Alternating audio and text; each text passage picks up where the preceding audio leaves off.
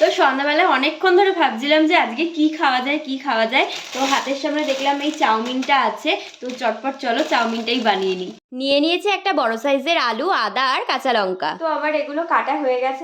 কড়াইয়ে এখন দিয়ে দিচ্ছি জল। আমি একটুখানি সাদা তেলও দেব পরিমাণ মতো লবণ।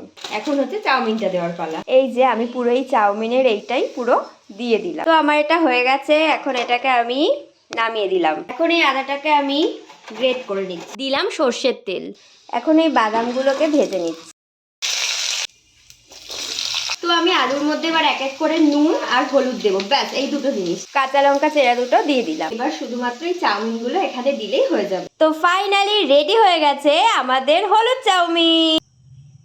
সসটাও দিয়ে দিচ্ছি ওপরে। এবার সবাইকে এক এক করে দিয়ে দেওয়ার পালা। তারপরে আমি টেস্ট করলাম, এটা আমার তো ছোট থেকে অল টাইম ফেভারিট। ভিডিওটা ভালো লাগলে চ্যানেলটা অবশ্যই সাবস্ক্রাইব করো। আজকের মতো টাটা।